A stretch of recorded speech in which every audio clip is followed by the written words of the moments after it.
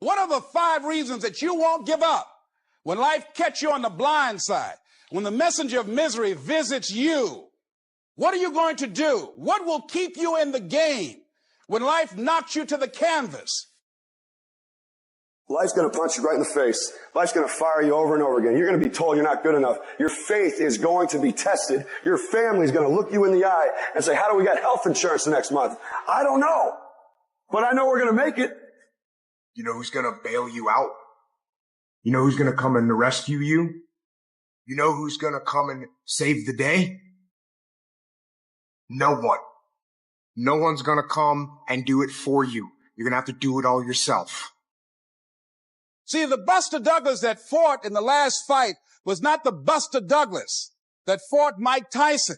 See, the Buster Douglas that got knocked down while fighting Mike Tyson had gotten out of an alcohol recovery center. His mother had died. His wife was ill with a terminal illness. He was considered a nothing, a bum. So when he got knocked down, Buster Douglas had a reason to get back up because he said, I'm dedicating this fight to the memory of my mama. Life is hard, man. That's what it's about. Life is a challenge. If you don't work as hard as you can, if you don't sacrifice everything, if you don't get rejected and keep coming back for more, if you don't get your loyalty tested and your faith tested, you don't love that thing if you bail out. So if you fought through all that, that's love. So you got to have some reasons that when life knocks you down, and it's going to, it's going to knock you down.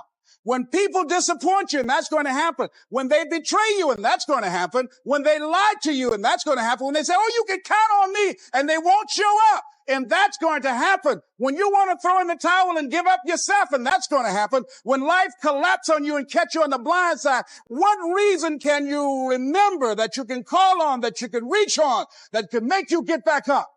Find that reason. Because when life had knocked me down, I said, life, I'm doing this because I want to make my mama proud of me. I'm doing this because I want my children to have a better life than what I have. I'm doing this because all my life I've been told I'd be a loser, that I wouldn't make it. I'm doing this to make them a lie. I believe like Frank Sinatra, he said, the best revenge in life is massive success. I'm doing this so I can become massively successful. And with that kind of courage, with that kind of affirmation and reason to empower me, I got a saying that when life knocks you down, try and land on your back, because if you can look up, you can get up.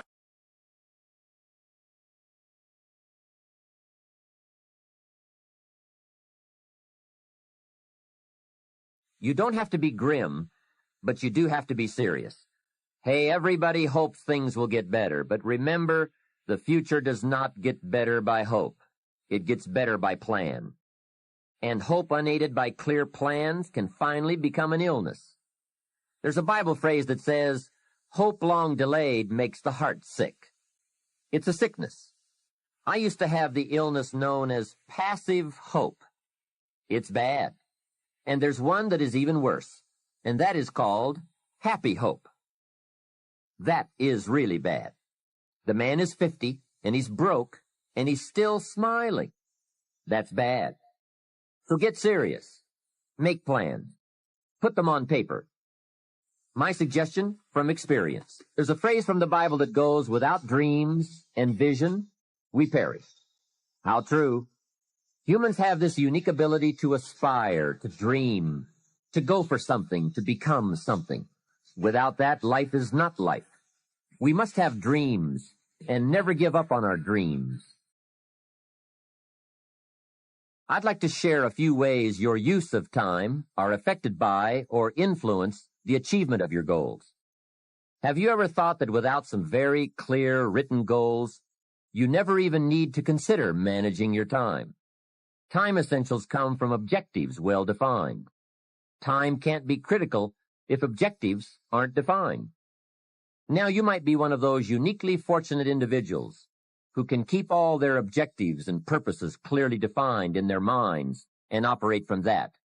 But I wouldn't take the chance. Write your goals down and set careful priorities. Sometimes priorities are determined by the season. For a farmer in springtime, the season dictates his most important activities.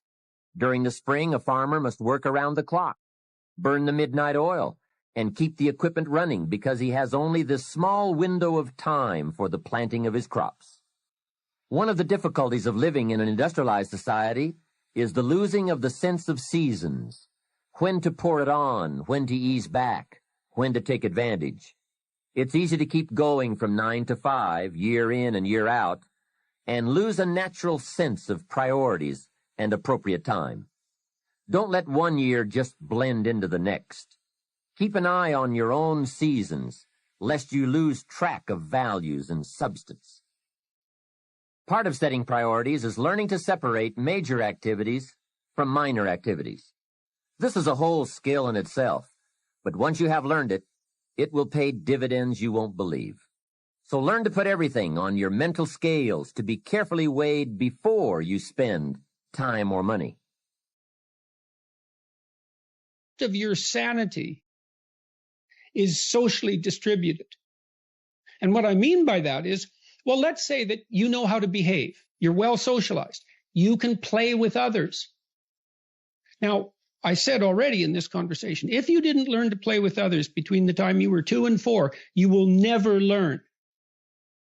And psychologists have beat their heads against the wall trying to rehabilitate antisocial children. They can't do it after the age of 4. Is that because areas of the brain just don't develop? Well, it seems to be partly because the kids fall farther and farther behind. So let's say you make the leap from egocentric dependence on your mother at 2 and 3 to immersion in a peer group. Well, then you pick peers that are at your same developmental level, and you chase each other up the developmental ladder. And the longer you're out of that, the farther you fall behind. And so, kids, 5-year-old kids might come across another 5-year-old kid who tends to cry too much if they don't get their way. And they'll say, we don't want to play with the baby. And what they're saying is, we have to find someone who's at our developmental level, shares our developmental horizon, so that we can mutually scaffold our further development. Now, they're not going to say that, obviously, but that's the situation. And kids test each other out when they first meet. So do adults. Game. Can you play? Are you playing at the same level as me? I'm playing my game at the level that will further my development. Can you play along with me? If not, well, maybe you're lower in status and I can pull you up as a mentor. Maybe you're higher in status and I can learn from you. But if you're a peer, we can play together. Anyways, if you're acceptable to your peers and you behave well, they'll accept you. And then they tell you all the time if you're acting appropriately. If your jokes are funny, if you're dominating the conversation, if you're bringing something of value to the table. And all you have to do is pay attention to the social cues, and you'll keep yourself regulated. And at the end of the day, you're going to get what you focus on. They're both true. This is both the most amazing time that's ever happened, ever in recorded history. And yet real things that are terrifying are also happening. But where you put your energy, where you put your attention, where you put your focus, is going to determine what you see. And that is the most fascinating and the most important thing you have to understand about the way that your mind works. You get what you focus on. If you focus on the things that are bad, they will become real. They will become exaggerated. They will begin to monopolize your thoughts. You'll see them everywhere. It's called the reticular activating system. Your mind is literally designed to pay attention to the things that you notice. Once you notice a certain car, you see it everywhere. Once you notice a certain dog, you see it everywhere. Once you hear a certain name for the first time, suddenly you realize that that name has been all around you this entire time. But now that you're focusing on it, now that you're looking for it, it is everywhere. So whatever you look for, it's going to be everywhere. If you look for the negative, it'll be there. But if you look for the positive, it will overwhelm you. When you manage something, you do so to keep it going. Well, you don't need to keep time going. You don't even need to watch it. You can be completely unaware of it. You can go to sleep. Doesn't matter. Time just continually moves. Doesn't need you. It doesn't need me. It just keeps moving. We don't need to do time management because there's nothing to manage. It's automatic. It continually moves. What we need to do is priority management. With the time that is continually slipping away from us, we need to manage our priorities to maximize the time we have. So don't manage your time, maximize your time. How? By doing the things that are the most important to do at that moment. Make every day your masterpiece.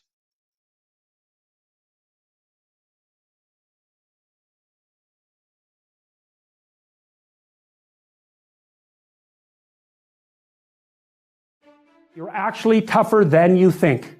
You never knew that.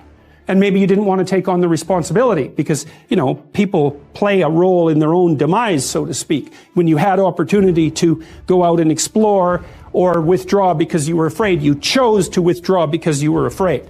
So it's not only that you were overprotected often, it's that you were willing to take advantage of the fact that you were overprotected and run back there whenever you had the opportunity. So maybe you're a kid in the playground, right? And you're having some trouble with other kids. And in the back of your mind, I should deal with this myself. But you go and tell your mom and get her to intervene. And you know that that's not right. You know that you're breaking the social contract. But it's easier. And so that's what you do. You run off to an authority figure and hide behind the great father, right? Roughly speaking. Well, the problem with that is you don't learn how to do it yourself. So then you have to relearn it painfully when you're 40. So then you take people out. You say, well, what are you afraid of? Rank it from 1 to 10. So 10 is, we'll make a list of 10 things you're afraid of. The thing you're least afraid of, we'll call number 10. So we'll start with that. Okay, well, I'm afraid of elevators. Okay, well, let's look at a picture of an elevator. Let's have you imagine being in an elevator. Let's go out to an elevator and let you watch the terrible jaws of death open, because that's how you're responding to it symbolically, right? And you're going to do that at the closest proximity you can manage. You find out you go do that, it works. You're nervous as hell, especially from an anticipatory perspective. Shaking. You go out, you stop, you watch it happen, and you actually calm down. You do that 10 times and it no longer bothers you. Well, what you've learned that you didn't die. But more importantly than that, you've learned that you could withstand the threat of death. That's what you've learned. And then you move a little closer, and then you move a little closer, and then you move a little closer, and finally you're back in what's no longer the elevator from a symbolic perspective. It's a tomb, right? It's a place of enclosure and isolation. And you learn, turns out I can withstand that. And then you're much more together, much more confident. And that's often one of the things that often happens in situations like that. I've seen this multiple times, is that if you run someone through an exposure training process like that and toughen them up, they'll often start standing up to people around them in a way they never did before. Sometimes people are bullied because they can't fight back. This can happen to people who are weaker physically than their opponents. This is one of the most common reasons for the bullying experienced by children. Even the toughest of 6-year-olds is no match for someone who is 9. A lot of that power differential disappears in adulthood, however, with the rough stabilization and matching of physical size, with the exception of that pertaining to men and women, with the former typically larger and stronger, particularly in the upper body, as well as the increased penalties, generally applied in adulthood to those who insist upon continuing with physical intimidation. But just as often, people are bullied because they won't fight back. This happens not infrequently to people who are by temperament compassionate and self-sacrificing, particularly if they're also high in negative emotion and make a lot of gratifying noises of suffering when someone sadistic confronts them. Children who cry more easily, for example, are more frequently bullied.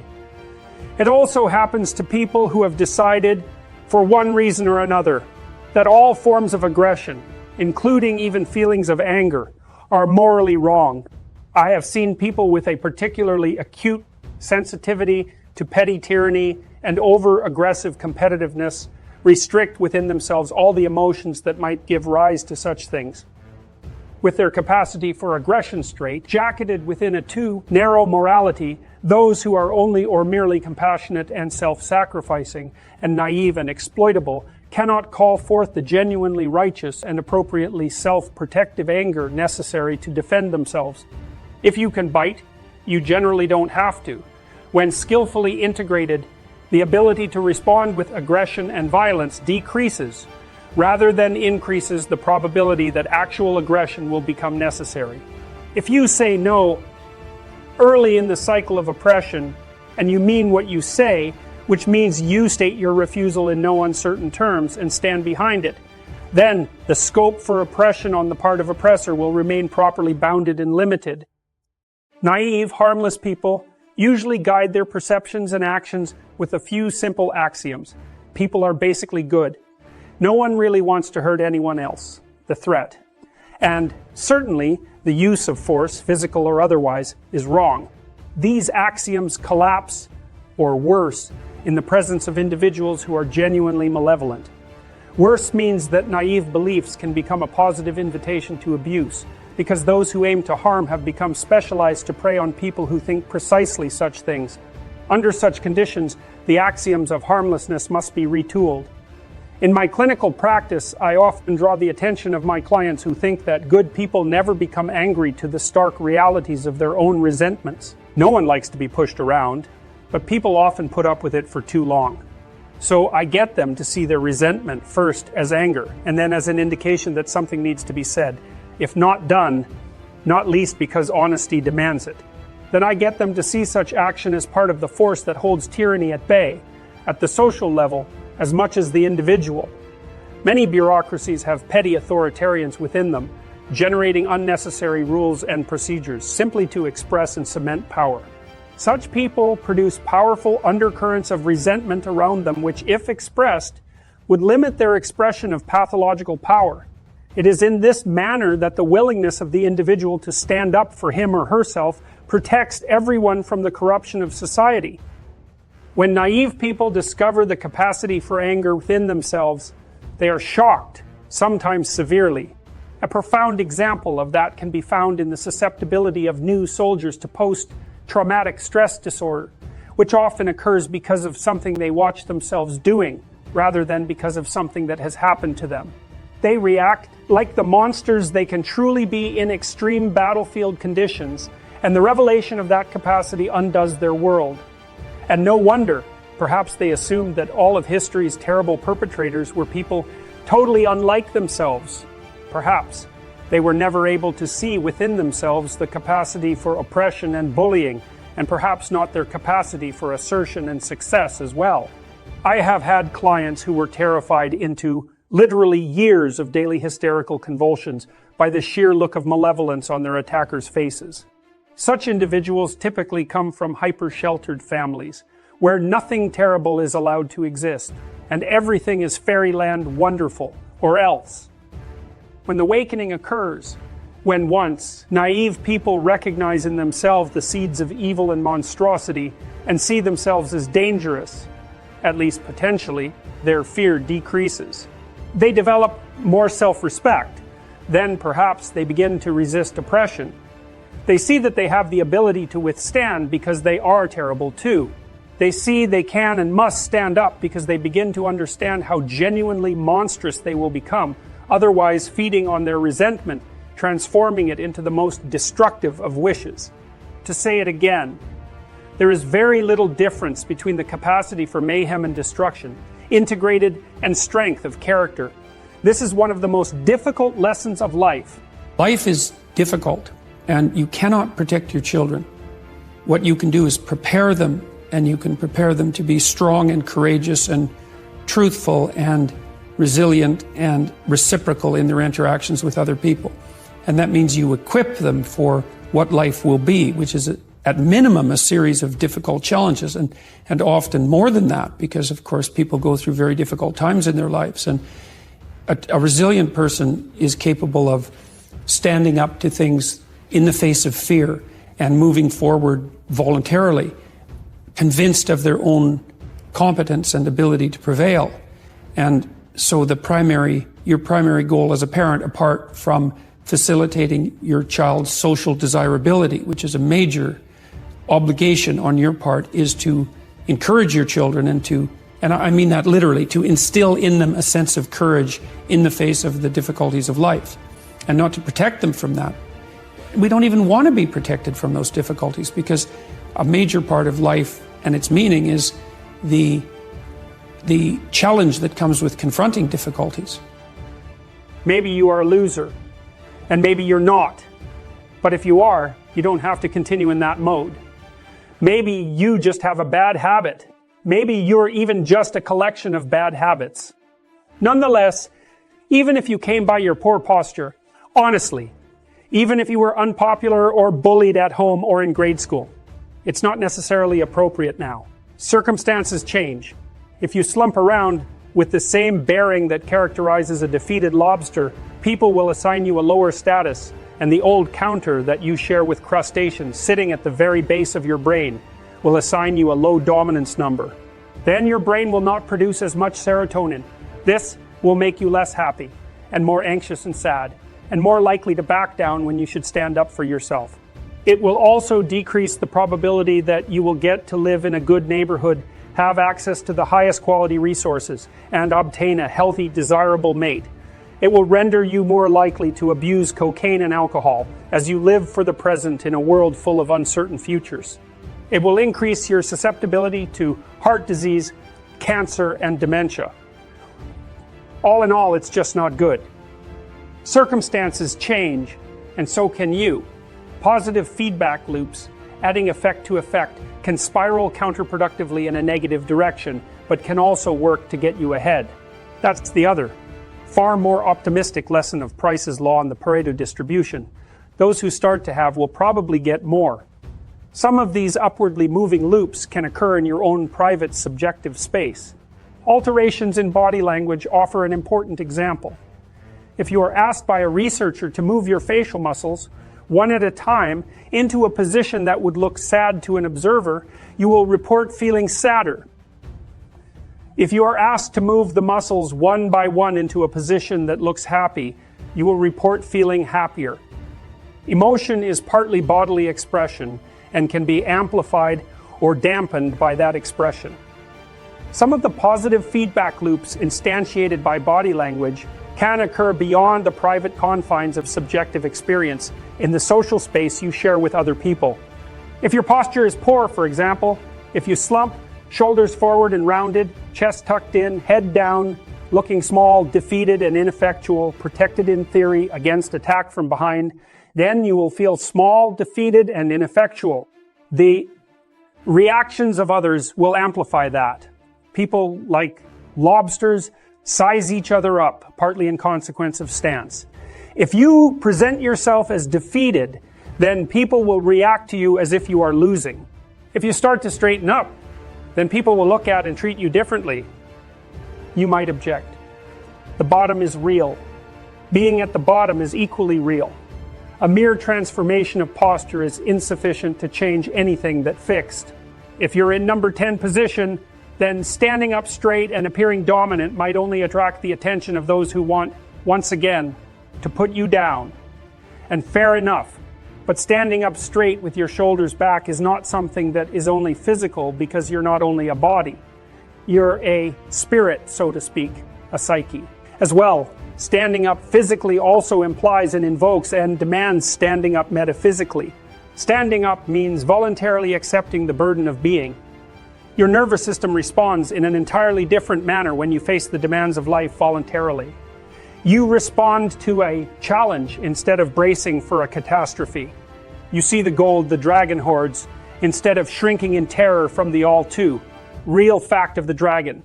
You step forward to take your place in the dominance hierarchy and occupy your territory, manifesting your willingness to defend, expand, and transform it.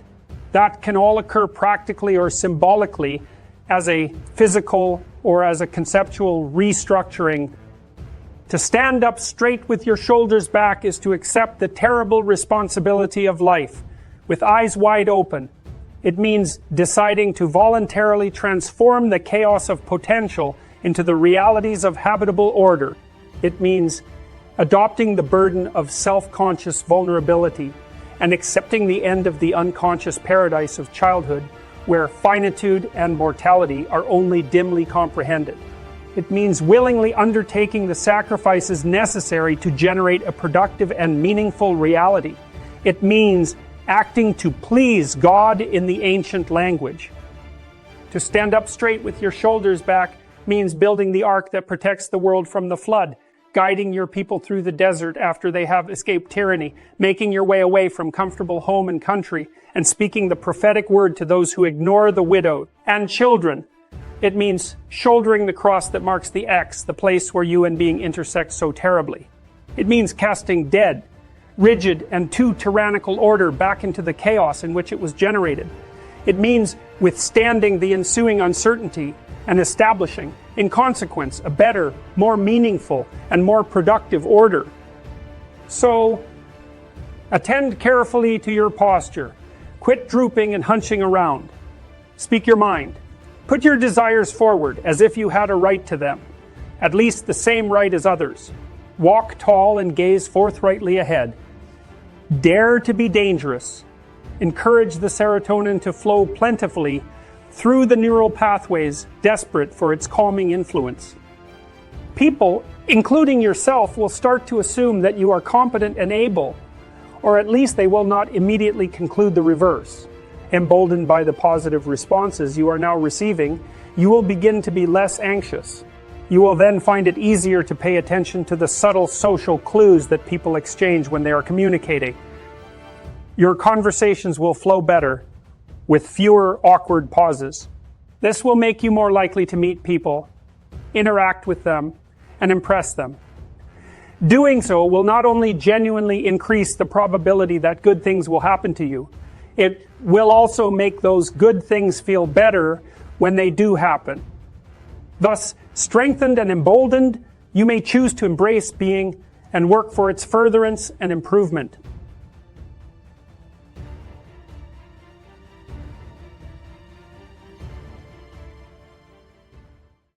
Compare yourself to who you were yesterday, not to who someone else is today.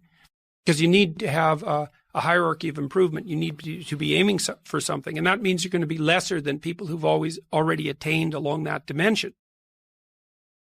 So the question is, who should you defeat in the final analysis? And the answer is, you should defeat your former self. You should be constantly trying to do that. And you're the right control for yourself, too, because you're the one who's had all your advantages and disadvantages.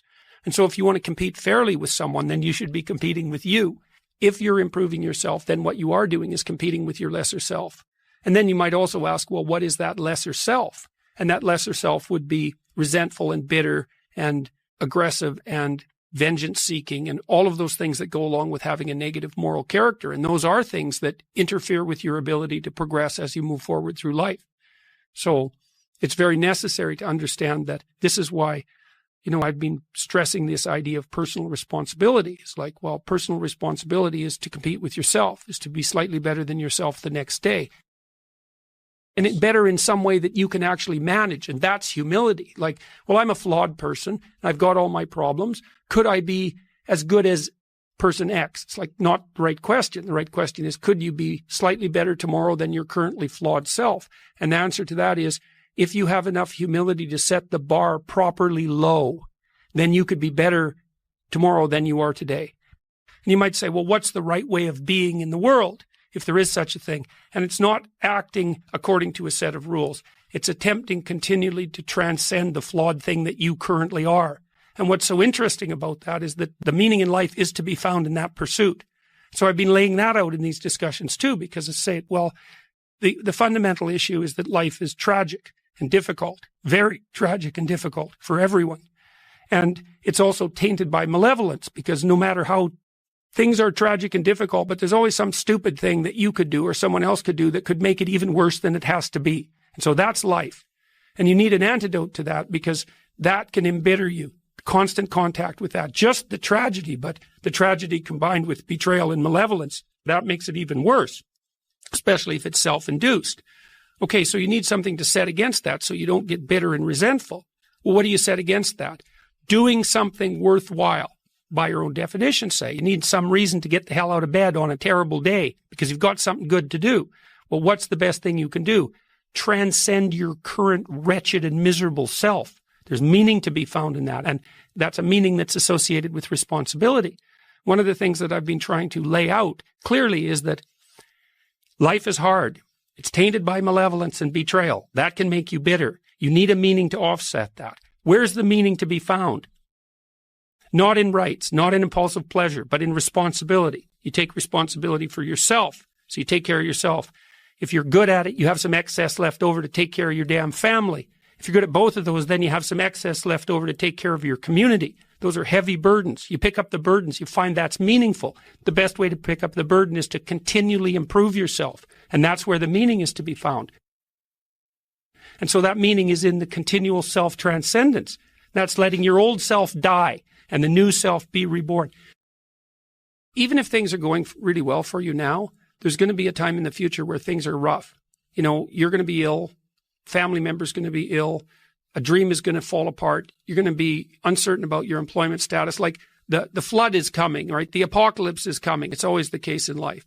And you have to be prepared for it. And the question is how to prepare for it. And the answer to that is to find a way of being that works even under the direst of circumstances. You've got the possibility to slowly raise yourself out of the mire. You've got the possibility to do just what the fighter does when he's defeated, which is to say, well, regardless of the circumstances that might have led to my defeat, like even if there were errors on the part of the referee, this is no time to whine about it. This is a time to take stock of what I did wrong so that I could improve it into the future. And that's the right attitude.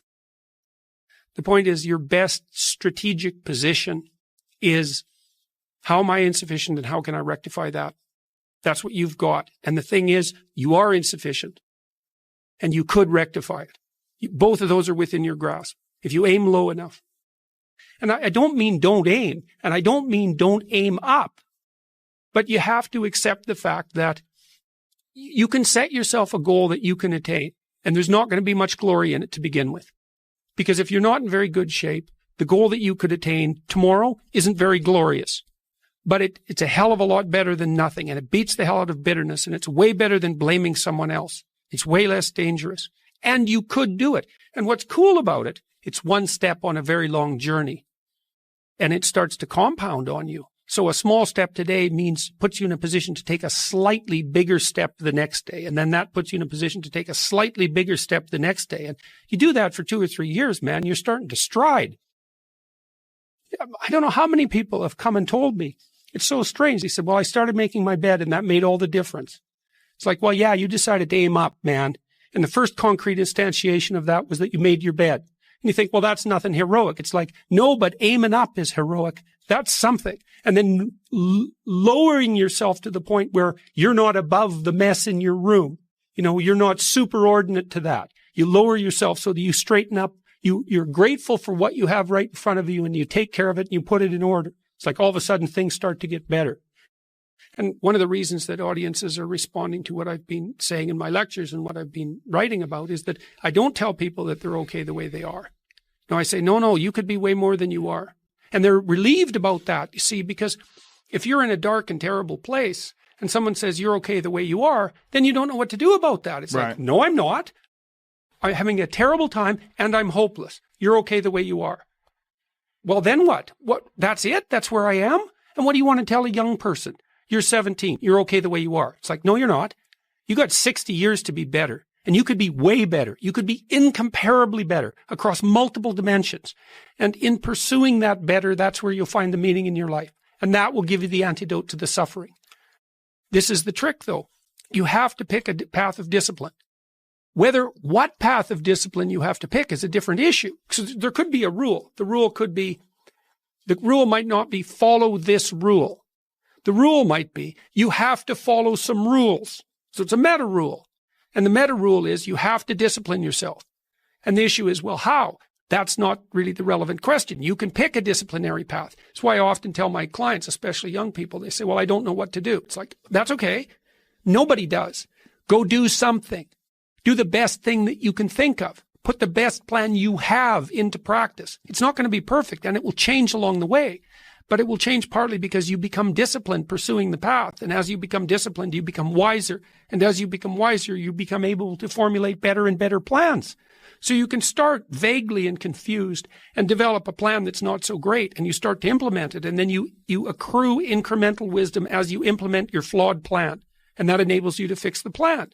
And so that's part of that process of incremental self-improvement as well. Imagine you only have $100,000 to go buy a house. And so you go look at this house and it's like, Jesus, this house, man, it's like it needs a lot of work. It's like, well, that's all you've got.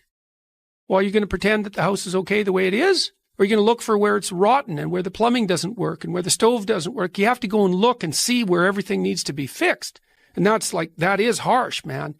And then in order to do that properly, someone has to have taught you, look, you aren't your problems. You're most fundamentally that which, if it confronts its problems, can solve them.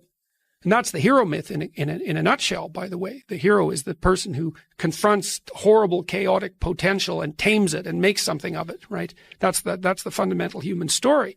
But the problem is that you have to face what you don't want to face in order to fix it. So you look at all the things about yourself that need to be burned off, that need to be dispensed with. And that, man, especially at the beginning, especially if you're screwed up, that may be like 95% of you. It's not pleasant. But if you know that you're the thing that can transcend your problems, most fundamentally, if you know you're the thing that, if it faces the problems, can transcend them, then you have the faith that would enable you to take stock of who you are.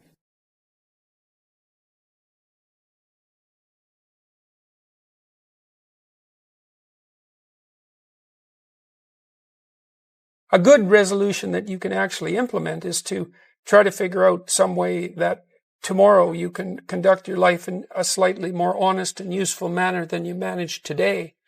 Like there's a bit of, I wrote about that in 12 Rules for Life. Compare yourself to who you were yesterday and not to who someone else is today. I mean, there's all sorts of dimensions along which you could improve. Hypothetically, that would be useful. It's a good resolution to figure out small steps forward that you would actually implement and be pleased that you can make that kind of incremental improvement. It's also extremely useful to know that even though the steps forward might be small and small enough to be humiliating when you are forced to admit how small they have to be so that you will implement them, it's still unbelievably powerful method across time. And it's also extremely useful even just to resolve that it would be a good thing to do everything you can in your own life to improve so that you improve your situation and the situation of people around you. So that's kind of a good generic New Year's resolution, right? Why don't you try to make things better instead of making them worse? That'd be a good thing, because who knows what would happen if everybody tried to make things better instead of trying to make them worse. You know, we could get a long ways. What happens if instead we decide to stop lying? What does this even mean? We are limited in our knowledge after all. We must make decisions here and now, even though the best means and the best goals can never be discerned with certainty.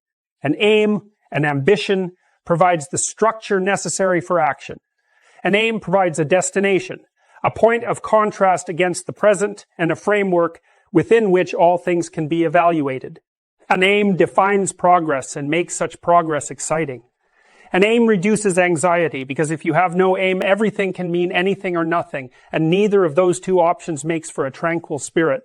Thus, we have to think and plan and limit and posit in order to live at all. How then to envision the future and establish our direction without falling prey to the temptation of totalitarian certainty? Some reliance on tradition can help us establish our aims. It is reasonable to do what other people have always done, unless we have a very good reason not to. It is reasonable to become educated and work and find love and have a family. That is how culture maintains itself. But it is necessary to aim at your target, however traditional, with your eyes wide open. You have a direction, but it might be ill-formed. You may have been led astray by your own ignorance, and worse, by your own unrevealed corruption. You must make friends, therefore, with what you don't know, instead of what you know. You must remain awake to catch yourself in the act. You must remove the beam in your own eye before you concern yourself with the mote in your brother's. And in this way, you strengthen your own spirit so it can tolerate the burden of existence, and you rejuvenate the state. It is our responsibility to see what is before our eyes courageously and to learn from it, even if it seems horrible, even if the horror of seeing it damages our consciousness and half blinds us. The act of seeing is particularly important when it challenges what we know and rely on, upsetting and destabilizing us. It is the act of seeing that informs the individual and updates the state. You are by no means only what you already know. you are also all that which you could know, if you only would. Thus, you should never sacrifice what you could be for what you are. You should never give up the better that resides within for the security you already have, and certainly not when you have already caught a glimpse, an undeniable glimpse, of something beyond. In the Christian tradition, Christ is identified with the Logos. The Logos is the Word of God. That Word transformed chaos into order at the beginning of time. In his human form, Christ sacrificed himself voluntarily to the truth, to the good, to God. In consequence, he died and was reborn. The Word that produces order from chaos sacrifices everything, even itself, to God. That single sentence, wise beyond comprehension, sums up Christianity.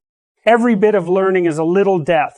Every bit of new information challenges a previous conception, forcing it to dissolve into chaos before it can be reborn as something better. Sometimes, such deaths virtually destroy us. In such cases, we might never recover, or if we do, we change a lot. A good friend of mine discovered that his wife of decades was having an affair. He didn't see it coming. It plunged him into a deep depression. He descended into the underworld. He told me at one point, I always thought that people who were depressed should just shake it off. I didn't have any idea what I was talking about. Eventually, he returned from the depths. In many ways, he's a new man, and perhaps a wiser and better man. He lost 40 pounds. He ran a marathon. He traveled to Africa and climbed Mount Kilimanjaro. He chose rebirth over descent into hell. Psychologists have been, not all psychologists obviously, but the psychological profession is neck deep in this pathology, have been beating the self-esteem drum for 50 years. Oh no, you're okay. You should feel good about yourself. Like, you're fine the way you are. It's like you think, well, that's a calming message for people. It's like, no, it's not.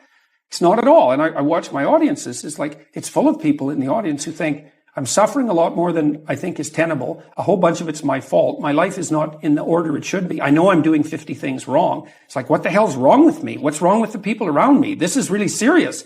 And some, well-meaning person comes up and says, you're okay just the way you are. It's like, no one wants that message. It's like, no, I'm not okay the way I am. I'm not okay at all the way I am. I know that. And so, when I'm speaking when I'm speaking now, I say to people, well, you're nowhere near what you could be. That's the positive message. It's like, yeah, you're a mess, but you don't have to stay that way. If you're a mess, you know it. Obviously, you're suffering away like so much you can barely tolerate it. It's like, that's okay. You can do something about it. And so that's the thing that turns the lights on. It's like, you could do something about it. It's like, oh. Set your ambitions, even if you are uncertain about what they should be. The better ambitions have to do with the development of character and ability, rather than status and power. Status, you can lose. You carry character with you wherever you go, and it allows you to prevail against adversity. Knowing this, tie a rope to a boulder. Pick up the great stone, heave it in front of you, and pull yourself towards it. Watch and observe while you move forward. Articulate your experience as clearly and carefully to yourself and others as you possibly can. In this manner, you will learn to proceed more effectively and efficiently towards your goal. And while you are doing this, do not lie, especially to yourself. If you pay attention to what you do and say, you can learn to feel a state of internal division and weakness when you are misbehaving and misspeaking. It's an embodied sensation, not a thought. I experience an internal sensation of sinking and division rather than solidity and strength when I am incautious with my acts and words. It seems to be centered in my solar plexus, where a large knot of nervous tissue resides. I learned to recognize when I was lying, in fact, by noticing this sinking and division, and then inferring the presence of a lie. It often took me a long time to ferret out the deception. Sometimes I was using words for appearance. Sometimes I was trying to disguise my own true ignorance of the topic at hand. Sometimes I was using the words of others to avoid the responsibility of thinking for myself. If you pay attention, when you are seeking something, you will move towards your goal. More importantly, however, you will acquire the information that allows your goal itself to transform. A totalitarian never asks, what if my current ambition is in error? He treats it, instead, as the absolute. It becomes his God for all intents and purposes. It constitutes his highest value. It regulates his emotions and motivational states and determines his thoughts. All people serve their ambition. In that matter, there are no atheists. There are only people who know and don't know what God they serve. If you bend everything totally, blindly, and willfully towards the attainment of a goal, and only that goal, you will never be able to discover if another goal would serve you and the world better. It is this that you sacrifice if you do not tell the truth. If instead you tell the truth, your values transform as you progress. If you allow yourself to be informed by the reality manifesting itself as you struggle forward, your notions of what is important will change. You will reorient yourself, sometimes gradually and sometimes suddenly and radically. First thing I would say is, well, you should be afraid of taking risks and pursuing something meaningful. But you should be more afraid of staying where you are if it's making you miserable. It's like the first thing you want to do is dispense with the idea that you get to have any permanent security outside of your ability to contend and adapt. It's the same issue with children. It's like you're paying a price by sitting there being miserable. You might say, well, the devil I know is better than the one I don't. It's like, don't be so sure of that. The clock is ticking. Yeah, and if you're miserable in your job now and you change nothing, in 5 years, you'll be much more miserable and you'll be a lot older. It's a luxury to pursue what makes you happy. It's a moral obligation to pursue what you find meaningful. And that doesn't mean it's easy. It might require sacrifice. If you need to change your job too, let's say you have a family and children and a mortgage, you have responsibilities. You've already picked up those responsibilities. You don't just get to walk away scot-free and say, well, I don't like my job, I quit. That's no strategy. But what you might have to do is you think, well, this job is killing my soul. All right, so what do I have to do about that? Well, I have to look for another job. Well, no one wants to hire me. It's like, okay, maybe you need to educate yourself more. Maybe you need to update your curriculum vitae, your resume. Maybe you need to overcome your fear of being interviewed. Maybe you need to sharpen your social skills. Like, you have to think about these things strategically. If you're going to switch careers, you have to do it like an intelligent, responsible person. That might take you a couple of years of effort to do properly. I've dealt with hundreds of people in my clinical and consulting practice, and we set a goal, we develop a vision and work towards it, and things inevitably get better for people. So it's not a luxury. It's difficult. It's a moral responsibility, and it isn't happiness. It's not, the pursuit isn't for happiness. Imagine you go to engineering school because that is what your parents desire, but it is not what you want. Working at cross purposes to your own wishes, you will find yourself unmotivated and failing. You will struggle to concentrate and discipline yourself, but it will not work. Your soul will reject the tyranny of your will. How else could that be said? Why are you complying? You may not want to disappoint your parents, although if you fail, you will do exactly that. You may lack the courage for the conflict necessary to free yourself. You may not want to sacrifice your childish belief in parental omniscience, wishing devoutly to continue believing that there is someone who knows you better than you know yourself, and who also knows all about the world. You want to be shielded in this manner from the stark existential aloneness of individual being and its attendant responsibility. This is all very common and understandable, but you suffer because you are truly not meant to be an engineer. One day you have had enough. You drop out. You disappoint your parents. You learn to live with that. You consult only yourself, even though that means you must rely on your own decisions. You take a philosophy degree. You accept the burden of your own mistakes. You become your own person. By rejecting your father's vision, you develop your own. And then, as your parents age, you've become adult enough to be there for them when they come to need you. They win, too. But both victories had to be purchased at the cost of the conflict engendered by your truth. As Matthew 10:34 has it, citing Christ, emphasizing the role of the spoken truth. Think not that I have come to send peace on earth. I came not to send peace, but a sword. As you continue to live in accordance with the truth, as it reveals itself to you, you will have to accept and deal with the conflicts that mode of being will generate. If you do so, you will continue to mature and become more responsible in small ways. Don't underestimate their importance, and enlarge.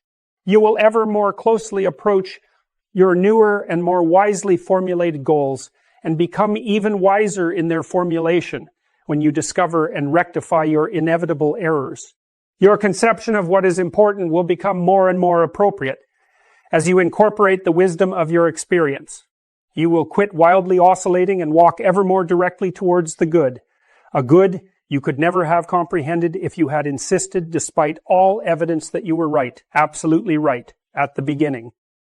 If existence is good, then the clearest and cleanest and most correct relationship with it is also good. If existence is not good, by contrast, you're lost. Nothing will save you, certainly not the petty rebellions, murky thinking and obscurantist blindness that constitute deceit. Is existence good? You have to take a terrible risk to find out. Live in truth or live in deceit. Face the consequences and draw your conclusions. This is the act of faith whose necessity was insisted upon by the Danish philosopher Kierkegaard. You cannot know ahead of time. Even a good example is insufficient for proof, given the differences between individuals. The success of a good example can always be attributed to luck. Thus, you have to risk your particular individual life to find out. It is this risk that the ancients described as the sacrifice of personal will to the will of God. It is not an act of submission, at least as submission is currently understood. It is an act of courage. It is faith that the wind will blow your ship to a new and better port. It is the faith that being can be corrected by becoming. It is the spirit of exploration itself. Perhaps it is better to conceptualize it this way. Everyone needs a concrete, specific goal, an ambition, and a purpose to limit chaos and make intelligible sense of his or her life. But all such concrete goals can and should be subordinated to what might be considered a meta goal, which is a way of approaching and formulating goals themselves. The meta goal could be live in truth. This means act diligently towards some well-articulated, defined, and temporary end. Make your criteria for failure and success timely and clear, at least for yourself, and even better if others can understand what you are doing and evaluate it with you. While doing so, however, allow the world and your spirit to unfold as they will, while you act out and articulate the truth. This is both pragmatic ambition and the most courageous of faiths.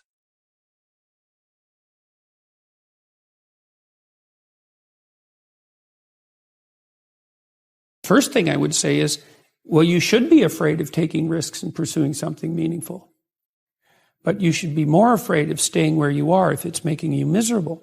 It's like the first thing you want to do is dispense with the idea that you get to have any permanent security outside of your ability to contend and adapt. It's the same issue with children.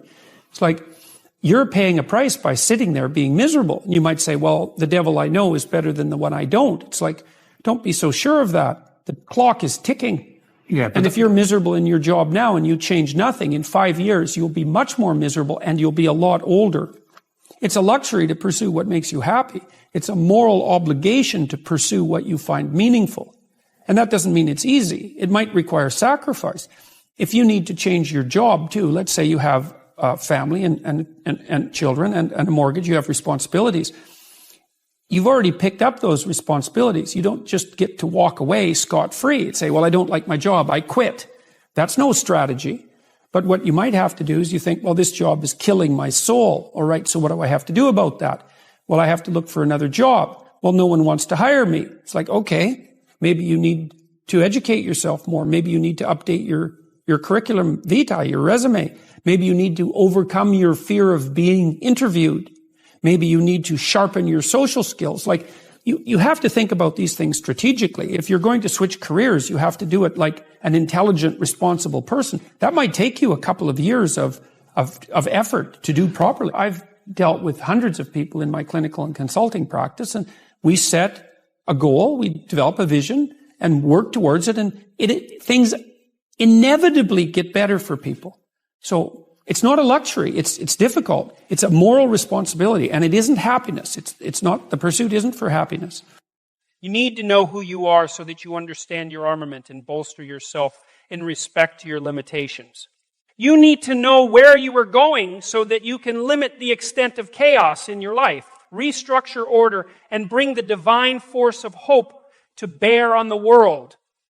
You must determine where you are going so that you can bargain for yourself, so that you don't end up resentful, vengeful, and cruel.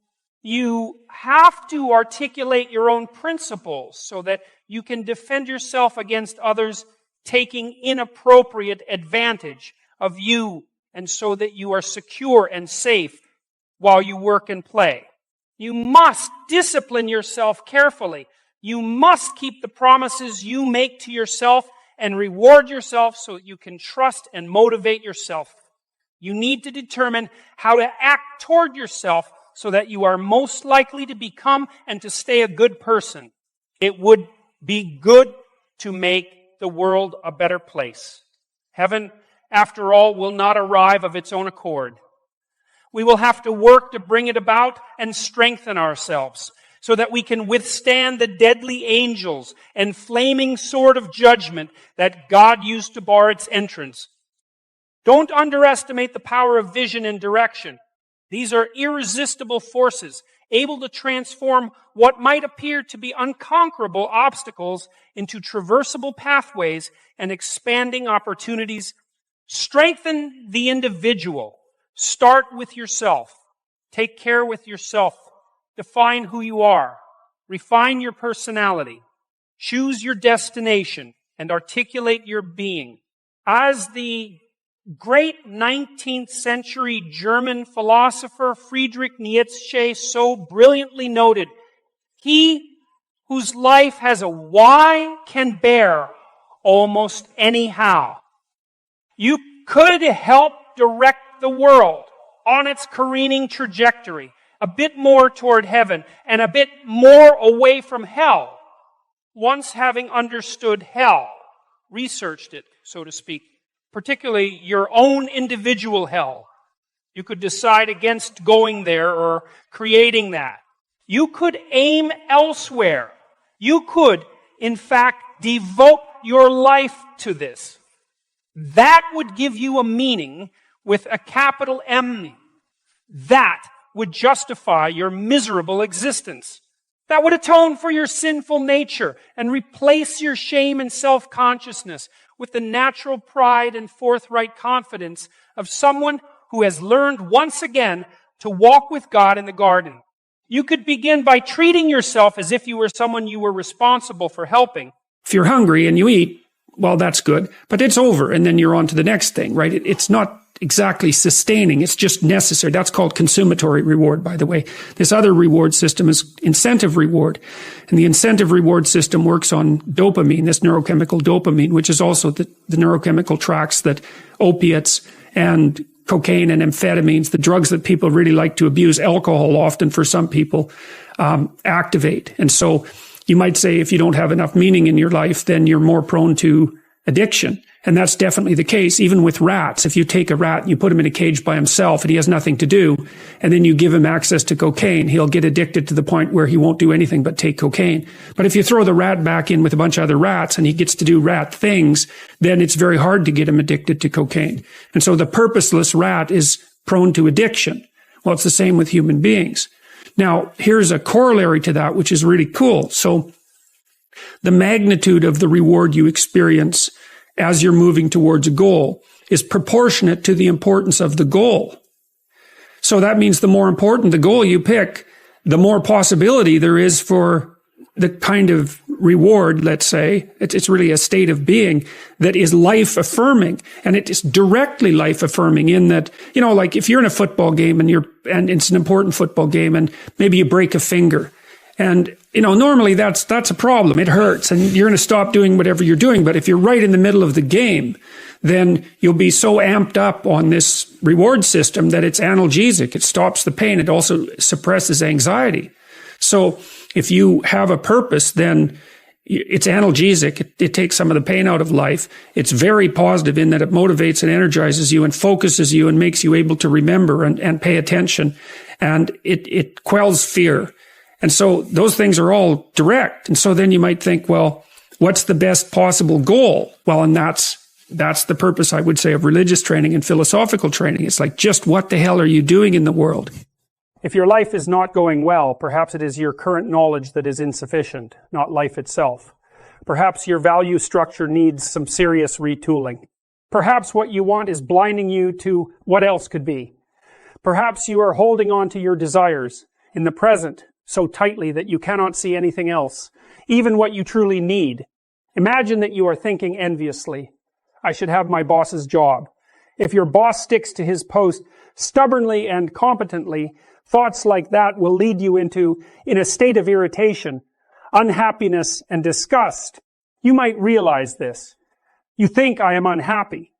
However, I could be cured of this unhappiness if I could just fulfill my ambition. But then you might think further. Wait, you think, maybe I'm not unhappy because I don't have my boss's job.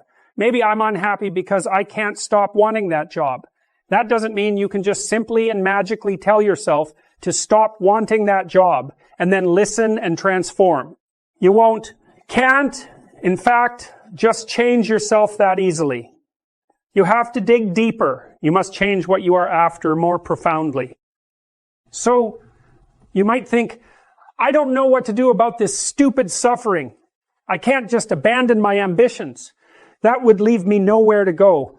But my longing for a job that I can't have isn't working. You might decide to take a different tack. You might ask instead for the revelation of a different plan. One that would fulfill your desires and gratify your ambitions in a real sense, but that would remove from your life the bitterness and resentment with which you are currently affected. You might think, I will make a different plan. I will try to want whatever it is that would make my life better, whatever that might be, and I will start working on it now. If that turns out to mean something other than chasing my boss's job, I will accept that and I will move forward. Now, you're on a whole different kind of trajectory. Before, what was right, desirable, and worthy of pursuit was something narrow and concrete. But you became stuck there, tightly jammed and unhappy. So, you let go. You make the necessary sacrifice and allow a whole new world of possibility hidden from you because of your previous ambition to reveal itself. And there's a lot there. What would your life look like if it were better? What would life itself look like? What does better even mean? You don't know. And it doesn't matter that you don't know exactly right away, because you will start to slowly see what is better. Once you have truly decided to want it, you will start to perceive what remained hidden from you by your presuppositions and preconceptions, by the previous mechanisms of your vision. You will begin to learn. This will only work, however, if you genuinely want your life to improve. You can't fool your implicit perceptual structures. Not even a bit. They aim where you point them, to retool, to take stock, to aim somewhere better. You have to think it through bottom to top. You have to scour your psyche. You have to clean the damn thing up. And you must be cautious, because making your life better means adopting a lot of responsibility. And that takes more effort and care than living stupidly in pain and remaining arrogant, deceitful, and resentful. Let's return to the situation where your aim is being determined by something petty, your aforementioned envy of your boss. Because of that envy, the world you inhabit reveals itself as a place of bitterness, disappointment, and spite. Imagine that you come to notice and contemplate and reconsider your unhappiness. Further, you determine to accept responsibility for it and dare to posit that it might be something at least partly under your control. You crack open one eye for a moment and look. You ask for something better. You sacrifice your pettiness, repent of your envy, and open your heart. Instead of cursing the darkness, you let in a little light. You decide to aim for a better life instead of a better office. But you don't stop there. You realize that it's a mistake to aim for a better life if it comes at the cost of worsening someone else's. So you get creative. You decide to play a more difficult game. You decide that you want a better life in a manner that will also make the life of your family better, or the life of your family and your friends and the strangers who surround them. What about your enemies? Do you want to include them too? You bloody well don't know how to manage that. But you've read some history. You know how enmity compounds. So you start to wish even your enemies well. at least in principle, although you are by no means yet a master of such sentiments. And the direction of your sight changes. You see past the limitations that hemmed you in unknowingly. New possibilities for your life emerge, and you work toward their realization. Your life indeed improves. And then you start to think further, better. Perhaps that means better for me and my family and my friends, even for my enemies. But that's not all it means. It means better today in a manner that makes everything better tomorrow and next week and next year and a decade from now and 1,000 years from now and forever. And then better means to aim at the improvement of being with a capital I and a capital B, thinking all of this, realizing all of this. You take a risk. You decide that you will start treating Old Testament God with all his terrible and oft arbitrary seeming power as if he could also be New Testament God, even though you understand the many ways in which that is absurd.